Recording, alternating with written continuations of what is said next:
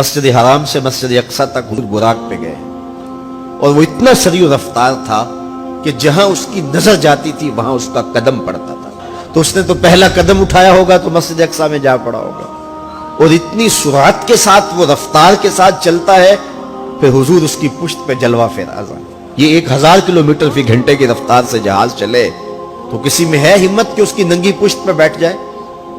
ہوا کی مزاحمت ہی گوارا نہ ہو، پڑخ چڑ جائیں، آگ لگ جائے. اور جو کروڑوں میل فی سیکنڈ کی رفتار سے جا رہا ہے اس کی ننگی پشت پہ بیٹھنے والے شاہ سوار کی عظمت کو سلام کرنے کو جی نہیں چاہ رہا. اچھا پھر اتنی سرعت کے ساتھ جائیں تو راستے میں کوئی دکھائی بھی دے تو سجھائی نہیں دیتا، اچھی طرح پہچان نہیں پاتا بندہ. یار تم گزرے تھے، کہا میں تیزی میں تھا. تو تیزی میں جو چیز نظر آئے تو اس کو پوری طرح پہچانا نہیں جاتا. لیکن اب اس رفتار سے جا رہے ہیں. لیکن معرفت کا عالم کیا ہے کہ میں حضرت موسیٰ کی قبر کے قریب سے گزرا، میں نے دیکھا وہ قبر میں کھڑے ہو کے نماز پڑھ رہے ہیں. اور حضور ابھی وہاں پہنچتے ہیں مسجد اقصی میں تو حضرت موسیٰ علیہ السلام پہلے وہاں موجود تھے. یا تو یہ ماننا پڑے گا کہ یہاں بھی موجود تھے وہاں بھی موجود تھے، اور یا پھر یہ ماننا پڑے گا کہ وہ پہلے چلے گئے. اور اگر پہلے چلے گئے تو پھر کیا وہ میرے حضور سے پہلے چلے گئے؟ تو جواب آیا کہ نہیں، حضور علیہ السلام تو اپنی رفتار سے جا ہی نہیں رہے تھے. حضور تو جا رہے تھے براق کی رفتار سے، اور حضرت موسیٰ گئے ہیں نبوت کی رفتار سے. براق بہت سریع ہوگا لیکن نبوت سے سریع نہیں ہو سکتا، اس لیے حضرت موسیٰ پہلے پہنچ گئے. یہ ایک مرحلہ مکمل ہوا. اب دوسرا مرحلہ مسجد اقصی سے لے کے پہلے آسمان تک وہ نور کی ایک سیڑھی تھی اور یہ براق سے بھی زیادہ سریع رفتار تھی. یہ دوسرا مرحلہ تھا. اور پھر تیسرا مرحلہ پہلے آسمان سے لے کر کے 7ویں آسمان تک فرشتوں کے پروں پہ گئے. 7ویں آسمان سے سدرہ تک جبریل امین کے پروں پہ گئے. یہ چوتھا مرحلہ تھا اور ہر مرحلہ پہلے مرحلے سے سریع تھا.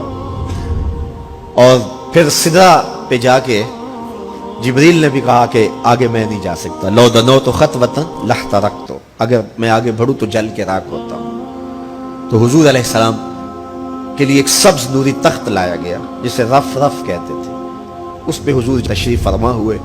پھر وہ کس صورت سے گیا؟ ان 4 مراحل سے زیادہ سریع رفتار تھا. رف رف کی منتہائی پرواز جب ہوئی تو میں حضرت کی روح سے فیض لے کے کہتا ہوں کہ رف رف کے بھی بس بس ہو گئے. اب یہ 5 مراحل اپنی انتہا کو پہنچے. اب یہ حضور کی ذاتی رفتار نہیں تھی، ذاتی رفتار اب شروع ہونے لگی. اللہ اکبر. پھر آواز آئی ادنو منی یا احمد، پیارے رک کیوں گئے ہو، آگے آؤ. اللہ اکبر. اور حضور پھر اعلی حضرت فرماتے ہیں کہ ڈرتے جھجکتے آگے بڑھے. کیوں؟ جلال و ہیبت کا سامنا تھا، جمال و رحمت ابھارتے تھے.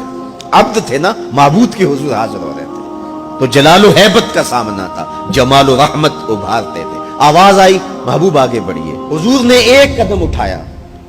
اب پھر فاصلہ کتنا طے ہوا ایک قدم میں؟ مسجد حرام سے لے کے مسجد اقصی تک براق نے جتنا فاصلہ طے کیا، مسجد اقصی سے لے کر پہلے آسمان تک نور کی سیڑھی نے جتنا فاصلہ طے کیا، اور پہلے آسمان سے 7ویں آسمان تک اور پھر وہاں سے سدرہ تک جبریل اور فرشتوں نے جو فاصلے طے کیے، پھر اس کے بعد رف رف جہاں تک گیا.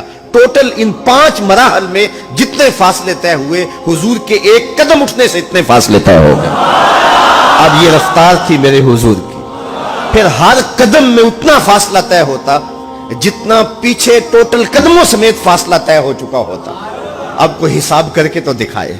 اللہ اکبر. اور پھر آواز آتی گئی بڑھ اے محمد، قریب احمد، قریب آ سرور ممجد. نثار جاؤں وہ کیا ندا تھی، وہ کیا سما تھا، وہ کیا مزے تھے.